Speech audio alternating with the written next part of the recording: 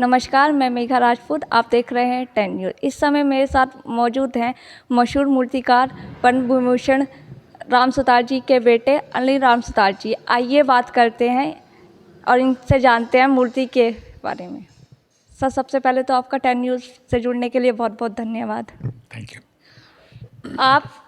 मैं यहाँ से जहाँ से अपनी नज़रें घुमा रही हूँ, चारों तरफ मुझे मूर्तियाँ नज़र आ रही हैं। तो इनके बारे में कुछ बताइए, आपके किस तरह से आप काम करते हैं देश में विदेश में, हमारे दर्शकों को बताइए। ऐसा है ना, कोई भी जब मूर्ति बननी होती है तो हम लोग पहले छोटा मॉडल बनाते हैं। तो आप जो जो जितनी मूर्तियाँ देख रहे हैं यहाँ पर, आपके पीछे भी हैं, ये पहले हमने छोटी मूर्तियाँ बनाई हैं और इसके बाद में फिर जो साइज़ की बड़ी बननी होती हैं फिर हम वो बड़ी बनाते हैं, जो कि फिर कांसे में ढल के फिर साइड पे वहाँ लग जाती हैं। तो सर, आप छोटा मॉडल यहाँ आता है, फिर उसको बनता है, फिर आप उसको जगह पे बेचते हैं, कितनी दिक्कतें आती होंगी कई बार आपके सामने? नहीं, दिक्कत कोई नहीं आती। अब ये एक टेक्निक है, किसी भी टेक्निक को आप फॉलो करेंगे तो उसमें कोई दिक्कतें नहीं आती हैं उसके अंदर, क्योंकि एक तजुर्बा भी होता है अपना और बड़ी से बड़ी मूर्ति बनाने का तजुर्बा है। और वैसे ही उसके बाद 40 फुट 50 फुट बहुत छोटी मूर्तियाँ लगती हैं। अभी फ़िलहाल हम लोग 125 फुट की, 153 फुट की, 100 फुट की ऐसी मूर्तियाँ बना रहे हैं जी। सर, आपने जैसे तजुर्बे की बात की, तो आपको ये तजुर्बा विरासत में मिला है, तो आप सेकंड पीढ़ी से हैं, तो आपकी और भी जनरेशन इसमें जुड़ रही है, आप बताइए उसके बारे में। Excuse me. विरासत में देखिए कला मिलती है, पर जो तजुर्बा है वो अपने को सीखना पड़ता है जैसे ज़िंदगी बढ़ती है। पिताजी का जो तजुर्बा है वो एक सर्टेन लेवल तक उनका रहा। फिर अभी आज के नए दौर में जैसे कंप्यूटर्स हैं, मशीन्स हैं, वो भी मैं इस्तेमाल कर रहा हूँ पिछले 15 साल से, जिससे कि कंप्यूटर्स में मूर्ति का 3D डेटा डाल के हम लोग बहुत बड़ी मूर्ति बना सकते हैं, CNC मशीन पे कटवा सकते हैं और उससे काम थोड़ा जल्दी हो जाता है। उस हिसाब से देखा जाए तो जो न्यू टेक्नोलॉजी को इसके अंदर हमने जोड़ा है उससे काफ़ी फ़ायदा हुआ है और इसी कारण हम लोग बहुत बड़ी बड़ी मूर्तियाँ बना पाते हैं।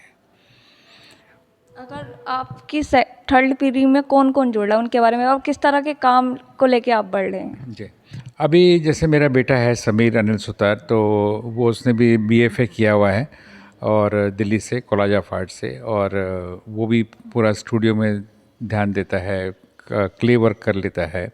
अभी फ़िलहाल हम बेंगलोर में एक 90 फीट का स्टैचू बना रहे हैं केम्पेगौड़ा जी का, तो उसकी इंस्टॉलेशन के लिए वो वहाँ पर है और अभी करीब और 4 महीने में वो मूर्ति लग जाएगी। उसके बाद पूना में एक 100 फुट की मूर्ति बन रही है संभाजी महाराज की, जो मोशी में लगने वाली है। फिर उसके ऊपर काम शुरू होगा तो फिर वहाँ पर जाके वो स्टैचू को लगाना वगैरह वो सब साइट पे काम देखते हैं। सर, जैसे कि आप मूर्ति बना रहे हैं, तो इस बारे में आप लोगों से क्या कहना चाहेंगे कि एक मूर्ति के पीछे किस तरह का अनुभव लगता है?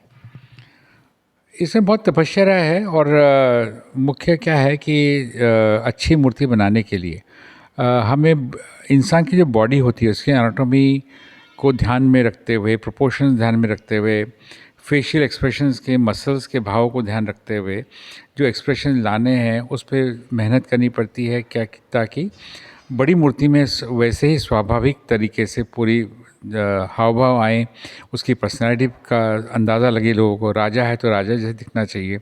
इस टाइप की जो चीज़ें हैं वो बहुत स्टडी के बाद आती हैं और हमारे फादर ने बहुत स्टडी किया है, इतने 70 साल से वो काम कर रहे हैं। तो मेरे ख्याल से उसके कारण क्या है, उनका जो नॉलेज है बहुत ज़्यादा है और इसलिए हमारी जो मूर्तियाँ जो उन्होंने बनाई हुई हैं आज तक, उसमें बहुत एकदम सहजता से एक कैरेक्टर बड़ा अच्छा मिलता है और लोग सोचते हैं कि अभी बोल पड़ेंगी। तो ये जो एक स्टडी जो होता है हर एक आर्टिस्ट के लिए होना बहुत ज़रूरी होता है कि स्टडी जब तक नहीं होगा तो हम लोग प्रॉपरली प्रोपोर्शन में मूर्ति नहीं बना पाएंगे। सर, आज आपके पिताजी का भी बर्थडे है, तो उस पर आप क्या कहना चाहेंगे? इतनी एज होने के बाद भी वो यंग फील करते हैं, तो उसके बारे में आप क्या कहना चाहेंगे?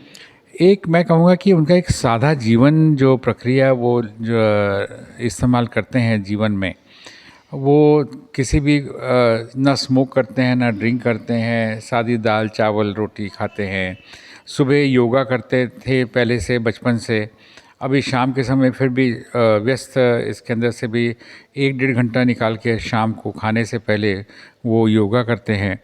और बड़ा सिंपल जीवन जीते हैं।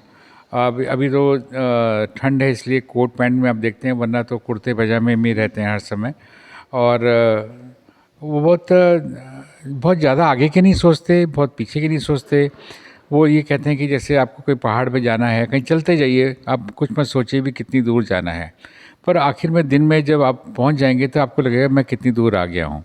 तो उस हिसाब से उनका जो एक ये है कि भाई एक अपना काम अच्छे तरह से करते जाइए, आपको सफलता अपने आप मिलेगी।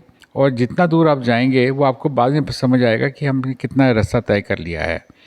सर, जैसे कि आपने सादा जीवन की बात की कि सर सादा जीवन जीते हैं, तो आप हमारे दर्शकों को क्या बताना चाहेंगे कि वो भी उनके जैसे सादा जीवन जीकर इतनी लंबी आयु पा सके, उसके बारे में आप क्या विशेष संदेश देना चाहेंगे? अब ऐसा है ना कि जैसे सादा जीवन है, योगा करते हैं, अच्छे विचार रखते हैं, किसी का बुरा नहीं सोचते हैं, तो मेरे ख्याल से उनके लाइफ में कभी ऐसा घृणा करने के कभी मौका नहीं मिला उनको। और उन्होंने हर समय कभी कोई तकलीफ़ भी आई होगी, उन्होंने सोच लिया भी ठीक है हमारे जीवन में लिखा था तो कोई हर्ज नहीं, आगे हम अच्छा करेंगे। तो मेरे ख्याल से एक अपने आप में विश्वास रखना, अपने आप में एक ऐसा स्वभाव रखना कि कोई गलत चीज़ ना करें हम दूसरों के लिए, और जो हो रहा है अच्छे के लिए हो रहा है। मेरे ख्याल से ये 3 चीज़ जो हैं, और सब्र करना, तो मेरे ख्याल से ये 3-4 चीज़ें हैं जो उन्होंने अपने लाइफ में रखी हैं। और दुनिया की भागदौड़ में ना रह के अच्छा काम करते रहे हैं, जो उनके मन में था वही अच्छा काम करते रहे हैं, इसलिए आज तक इतनी दूर तक आ पाए पिताजी।